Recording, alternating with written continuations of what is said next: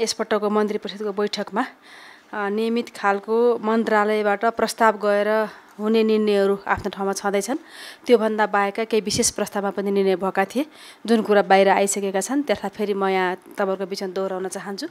विशेष प्रस्तावको रूपमा एउटा 1 नम्बरमा विचार तथा अभिव्यक्ति स्वतन्त्रता लगायत संविधान प्रदत्त मौलिक हकको सम्मान गर्दै सामाजिक सञ्जालको बढ्दो प्रयोगलाई सकारात्मक तथा मर्यादित बनाउने सन्दर्भमा सामाजिक सञ्जालका सञ्चालक र प्रयोगकर्ताले नेपालको सार्वभौमसत्ता, भौगोलिक अखण्डता, राष्ट्रिय सुरक्षा, राष्ट्रिय एकता, स्वाधीनता, स्वाभिमान वा राष्ट्रिय हित वा सङ्घीय इकाइ बीचको सुसम्बन्धमा प्रतिकूल असर हुने गरी वा वर्गीय, जातीय, धार्मिक, क्षेत्रीय, साम्प्रदायिक यस्तै अरू कुनै आधारमा घृणा, द्वेष वा अवहेलना हुने कुनै काम कारबाही नगर्न, नगराउनु हुन एवं विभिन्न जात, जाति वा सम्प्रदाय बीचको सुसम्बन्धमा खलल पुग्ने गतिविधि नगर्न, नगराउनु हुन नेपाल सरकार हार्दिक अनुरोध गर्दछ।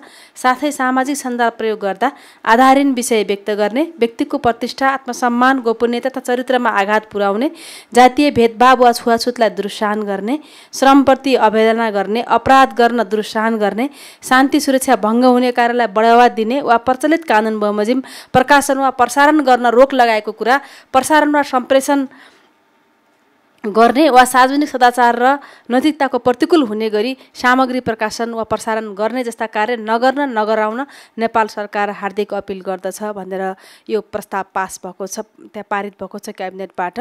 र यसमा सँगसँगै यहाँहरूलाई जानकारी पनि छ र फेरि यस सम्बन्धी ऐन छिटोभन्दा छिटो बनाउने भन्ने पनि निर्देशन छ। र हाम्रो अहिले यो सामाजिक सञ्जाललाई व्यवस्थित गर्ने निर्देशिका हाम्रो अर्थ मन्त्रालयबाट आएर अनि कानुन मन्त्रालयमा छ। यो पनि हामी अगाडि बढाउने प्रक्रियामा छौँ र त्यसै गरी ऐन पनि हामी प्यारलले ड्राफ्ट गर्दैछौँ। यो कुरा यहाँहरूलाई पटक पटक भनी पनि राखिएको छ। र अर्को कुरा यो हाम्रो जुन चाडपर्वको बेलाको महँगो कुरा छ त्यो विषयमा पनि विशेष प्रस्ताव पारित भएको छ।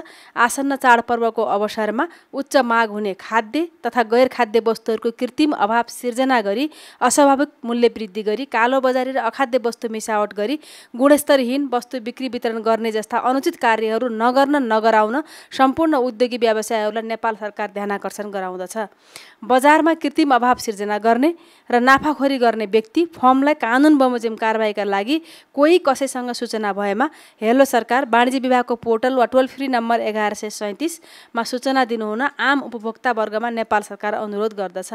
उपभोग्य वस्तुको बिक्री वितरणसँग सम्बन्धित सार्वजनिक निकायहरूले तत्काल देशभर सुपथ मूल्यका पसल सञ्चालन गर्ने, बजार अनुगमनका लागि स्थापित सम्पूर्ण संयन्त्रलाई थप सक्रिय र क्रियाशील बनाई बजार अनुगमन कार्यलाई प्रभावकारी बनाउने, अस्वाभाविक मूल्य वृद्धि र कालोबजारी नियन्त्रण गर्ने व्यवस्था मिलाई कृत्रिम अभाव सिर्जना गर्ने, अस्वाभाविक रूपमा मूल्य वृद्धि गरी नाफाखोरी र कालोबजारीमा संलग्न हुने जो कोहीलाई प्रचलित कानुन बमोजिम कडा कारबाही गर्ने र सोको प्रतिवेदन सर्वसाधारण सबैको जानकारीका लागि सम्बन्धित निकायबाट दैनिक रूपमा सम्प्रेषित गर्न नेपाल सरकार निर्देशन गर्दछ भन्ने दुईवटा प्रस्तावहरू यसरी पारित भएको छ।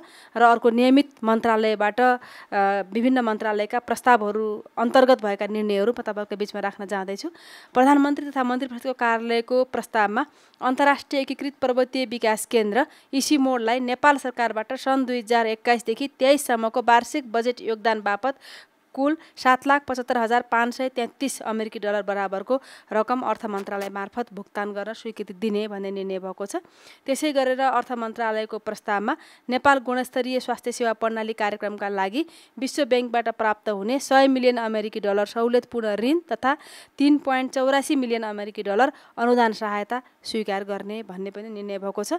र अर्थ मन्त्रालयकै अर्को प्रस्ताव छ उदय आर्थिक विकासका लागि लगानी तथा नवप्रवर्तन सम्बन्धी आयोजना कार्यान्वयन गर्न स्विजरल्यान्ड सरकारबाट प्राप्त हुने स्विस फ्र्याङ्क 5.45 मिलियन अनुदान सहायता स्वीकार गर्ने भन्ने पनि निर्णय भएको छ। अर्थ मन्त्रालयकै फेरि अर्को प्रस्ताव छ सिटी अफ लन्डनको मेन्सन हाउसमा आयोजना हुने उच्चस्तरीय लगानी सम्मेलनमा सहभागी हुन अर्थमन्त्री मान्य डाक्टर प्रकाश शरण महतको नेतृत्वको प्रतिनिधि मण्डललाई स्वीकृति प्रदान गर्ने भन्ने पनि निर्णय भएको छ। र कानुन न्याय तथा संसदीय मामला मन्त्रालयको प्रस्तावमा विशेष अदालत नियमावली 2080 स्वीकृत भएको छ। त्यो क्याबिनेटले चाहिँ स्वीकृत गरेको छ।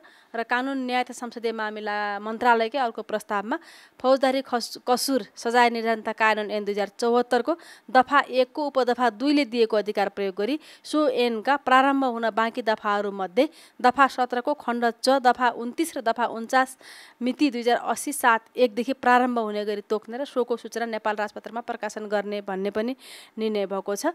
र कानुन मन्त्रालयका यसकै खमा फेरि फौजदारी कसुर सजाय निर्धारण तथा कानुन ऐन 2074 को दफा 49 बमोजिम प्यारोल अधिकृतको नियुक्ति नभएसम्मको लागि सम्बन्धित कारागार प्रशासकलाई सो दफाको प्रयोजनको लागि मिति 2080 7 1 देखि लागू हुने गरी प्यारोल अधिकृत तोक्ने र सोको सूचना नेपाल राजपत्रमा प्रकाशन गर्ने भन्ने पनि निर्णय भएको छ। र परराष्ट्र मन्त्रालयको प्रस्तावमा नेपाल र मलेसिया सरकारका परराष्ट्र मन्त्रालयहरू बीच द्विपक्षीय परामर्श संयन्त्र बाइल्याटरल कन्सुलेसन मेकानिजम स्थापना गर्ने भन्ने पनि निर्णय भएको छ। युवा तथा खेलकुद मन्त्रालयको प्रस्तावमा राष्ट्रिय खेलकुद प्रतिभा सम्मान कार्यविधि 2068 खारेज गर्ने भन्ने निर्णय पनि भएको छ।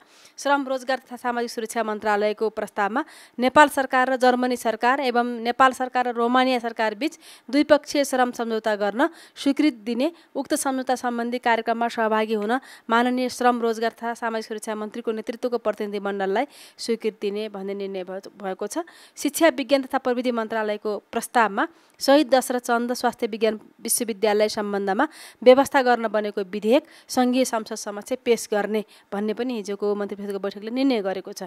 त्यसै गरेर संस्कृति पर्यटन तथा नागरिक उड्डयन मन्त्रालयको प्रस्तावमा नेपाल र स्विजरल्यान्ड बीच द्विपक्षीय वार्ता तथा हवाई सेवा सम्झौता गर्न स्वीकृति दिने भन्ने निर्णय भएको छ।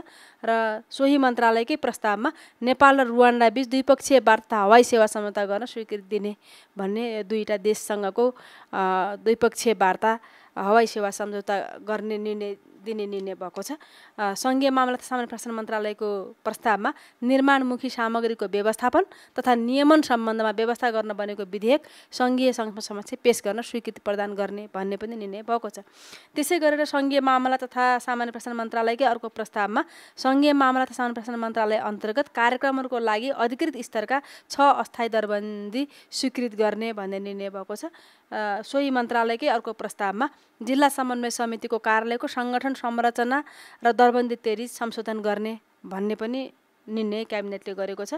स्वास्थ्य तथा जनसङ्ख्या मन्त्रालयको प्रस्तावमा स्वास्थ्य तथा जनसङ्ख्या मन्त्रालय र अन्तर्गतमा अधिकृत स्तरको कुल 172 अस्थायी दरबन्दी स्वीकृत गर्ने भन्ने निर्णय भएको छ। र 19 नम्बरको विषय छ न्याय सेवा आयोगको सिफारिस बमोजिम नेपाल न्याय सेवा सरकारी वकिल समूह राजपत्राङ्कित प्रथम श्रेणीका सहन्यायाधिवक्ता श्री लोकराज पराजुलीलाई सोही सेवाको राजपत्राङ्कित विशिष्ट श्रेणी सचिव पदमा बढुवा गरी बेपत्ता पारिएका व्यक्तिको छानबिन आयोगमा पदस्थापन गर्ने भन्ने पनि निर्णय भएको छ।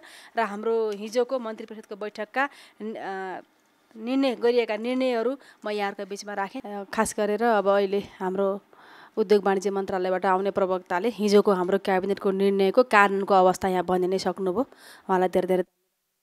र अर्को यो जुन पत्रकार साथीहरूले जुन प्रश्न सोध्नु भएको छ असाध्यै गम्भीर ढङ्गले यो सामाजिक सञ्जालमा हुने दुरुपयोगबाट पैदा भएको समस्याका विषयमा जे राख्नु भएको छ यस विषयमा सरकार अत्यन्तै गम्भीर छ, संवेदनशील छ। तर हाम्रोमा विडम्बना के रहेछ भने हामीसँग अहिलेसम्म यस्तो खालको कानुनै छैन रहेछ। कुनै कानुनमा टेकेर हामीले यो गर्न सक्ने अवस्था छैन।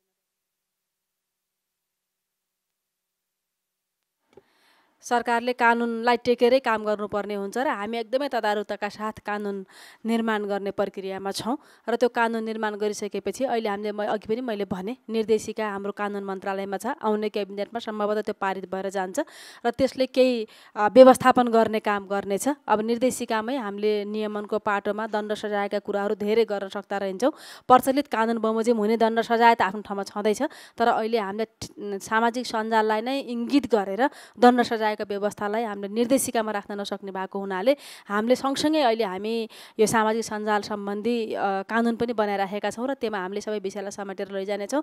र यो हाम्रोमा भएको सामाजिक सञ्जालको दुरुपयोगबाट पैदा भएका जति पनि समस्याहरू छन् समाधान गरेर नै हामीले यसमा कानुनमा व्यवस्था गर्नेछौँ। पहिलो कुरा मैले यो राख्न चाहेँ। अर्को कुरा फेरि अहिले घटनाहरू घटिरहेका छन्, के गर्ने यस्तो खालको जुन अब सामान बिक्री गर्ने, चोरीको सामान बिक्री गर्ने, अरू गर्ने मान्छेको त्यो मात्रै होइन। अन्त मैले त कस्तो पनि देख्छु भने मान्छेको स्वास्थ्यसँग प्रत्यक्ष हुने कि औषधि होइन, औषधि जस्तो कुराहरू टिकटकमा विज्ञापन गरेर मान्छेले लिएर खाने र स्वास्थ्यमा प्रतिकूल असर पर्ने यस्ता खालका पनि समस्याहरू छन्। के कुरा त्यसमा हाल्न हुन्छ, के कुरा हाल्नु हुँदैन भन्ने कुराहरूको पनि हामीले एउटा व्यवस्थित ढङ्गले अगाडि बढाउन जरुरी छ र यस्ता खालका बदमासीलाई नेपालको अहिलेको हामीले प्रचलित कानुन अनुसार यसमा अनुगमन गर्ने मन्त्रालयले विशेष ध्यान दिनेछ र यस्ता आएका कतै कम्प्लेन उजुरी आयो भने भोलि हामीले सामाजिक सञ्जाल व्यवस्थापन ऐन अथवा निर्देशिका गर्दै गर्दाखेरिमा हामी त्यस्तो एउटा युनिट बनाउनेछौँ मन्त्रालयमा र त्यो उजुरीको लागि युनिट बनाइसकेपछि काम गर्न सजिलो हुनेछ भोलिका दिनमा, अलिक सहज पनि होला। र अहिले पनि तत्काल चाहिँ हामीले अब हाम्रो एउटा तालुक मन्त्रालय पनि भएको हुनाले यो विषयमा हामीसँग आएका विषयहरू हामीले सम्बन्धित निकायमा हामी फरवार्ड गर्ने अगाडि बढाउने काम गरिरहेका छौँ, त्यो गर्छौँ भन्न चाहन्छु। र यो धेरै नै विकृति भयो, धेरै नै विसङ्गति भयो। त्यति मात्रै होइन, यो हिजो नेपालगञ्जको जुन घटना अहिले यहाँ उठाउनु पनि भएको छ, नेपालगञ्जको घटना पनि सामाजिक सञ्जालमा लेखेको कारणले सुरुवात भएको भन्ने एउटा आइरहेको छ। यो असाध्यै धेरै गम्भीर कुरा हो। एउटा सामाजिक सद्भावमा, धार्मिक सद्भावमा बसेको नेपाली समाज यसलाई भड्काउने गरेर जसरी आएका छन्, यी सबै कुराहरूलाई केन्द्रमा राखेर हिजोको मन्त्री परिषदको बैठकले हाम्रो यो निर्देशिका कानुन पनि नकुरेर एउटा अपिल गरेको हो र त्यो अपिलबाट सबैलाई सजिलो होस् भन्ने हिसाबले अपिल पनि गरिएको हो र त्यो अपिलले पनि केही काम गर्नेछ र तत्काल हामीलाई फेरि क्याबिनेटबाट छिटोभन्दा छिटो निर्देशिका र कानुन बनाउन निर्देशन पनि छ।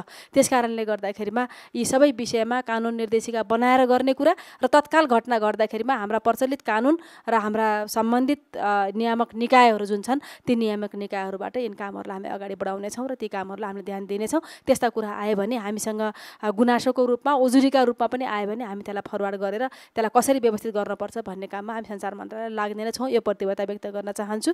र अर्को कुरा जुन के अरे हिजोको संसदको बैठकमा प्रतिपक्ष दलको नेताले बोल्नुभएको विषयलाई लिएर जसरी पत्रकार साथीले यहाँ प्रश्न गर्नुभएको छ, यो क्याबिनेट डिसिजन हो। हिजोको योभन्दा अगाडिको हामी नेकपा एमालेसँगै गठबन्धनमा थियौँ। त्यति बेलाको गठबन्धनको सरकारले फागुन 1 गते जनयुद्ध दिवस मनाउने भनेर क्याबिनेटबाट पारित गरेको विषय हो। त्यस कारणले गर्दाखेरि क्याबिनेटले पारित गरेको विषय संसदमा एकजना नेताले बोलेपछि के हुन्छ भने त क्वेसन नै रहेन।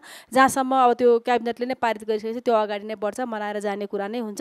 जहाँसम्म जनयुद्ध दिवसको विषयमा उहाँले व्यक्त गरेका विचारहरू छन् त्यसप्रति सरकारको सहमति छैन, सरकारको असहमति छ। हामी के बुझ्छौँ भने आज हामी जहाँ छौँ, जुन व्यवस्थामा छौँ, जुन अवस्थामा छौँ, यो व्यवस्था यो अवस्थाको जग भनेको त्यही जनयुद्ध हो। यदि जनयुद्धको जगमा जनआन्दोलन सम्पन्न हुँदैन थियो भने हामी यो सङ्घीय लोकतान्त्रिक गणतान्त्रिक व्यवस्थामा हुँदैन थियौँ भन्ने कुराको गहिरो बुझाइ नेपाल सरकारसँग पनि छ र हामी सबैसँग पनि छ। त्यस अर्थमा हिजोको त्यो बलिदानलाई, हिजोको सम्झनालाई, हिजो सबैले गर्नुभएको शहादत बलिदानलाई सम्मान गरेरै जनयुद्ध दिवस मनाउने नेपाल सरकार निर्णय गरेको हो। त्यसकारण यसमा अन्यथा बुझ्न आवश्यक छैन भन्न चाहन्छु। र यो विषय क्याबिनेट डिसिजन गरिसकेका भएको नेपालको क्यालेन्डरमा यो एउटा के अरे व्यवस्था भइसकेको विषय भएको हुनाले यो विषयमा अनावश्यक रूपमा द्वेष फैलाउने, अनावश्यक रूपमा यसलाई एउटा घृणाको रूपमा प्रस्तुत गर्न खोज्ने कुरा के हो भने अब यो त खोला तर्ने, लौरी बिर्सने, भर्याङ चढ्ने, लिस्नु के अरे तला चढ्ने लिस्नु बिर्सने भन्छन्, भर्याङ बिर्सने भन्छन्, त्यस्तै हुन खोज्छ भन्ने लाग्छ। र यो विषय हिजोको जनयुद्ध, हिजोको उपलब्धिको विषय अब कुनै खास पार्टी, खास व्यक्तिको विषय रहेन। यसले प्राप्त भएका उपलब्धिबाट त हामी सबैले लाभ लिइसक्यौँ होइन, हामी सबै अगाडि बढिसक्यौँ। कतिपय प्रधानमन्त्री भयौँ, राष्ट्रपति भयौँ, थुप्रै कुराहरू भयौँ र यो देशमा सङ्घीय लोकतान्त्रिक गणतान्त्रिक व्यवस्थामा हामी उभिएका छौँ। त्यो व्यवस्थालाई स्वीकारेको, हिजोको जनयुद्धको महत्त्वलाई स्वीकारेको संविधान हामी कार्यान्वयन गरिरहेका छौँ भने यो विषयमा अन्यथा बोल्नु, टिप्पणी गर्ने भन्ने कुरा आम जनताले समीक्षा गर्ने विषय हो भन्ने मलाई लाग्छ। यो बेठिक छ भन्ने नै म चाहन्छु। त्यसकारण क्याबिनेटले गरेको डिसिजनबाट सरकार तलमाथि भएको छैन, हुँदैन पनि भन्ने कुरा यहाँहरूको बिचमा राख्न चाहन्छु। धन्यवाद।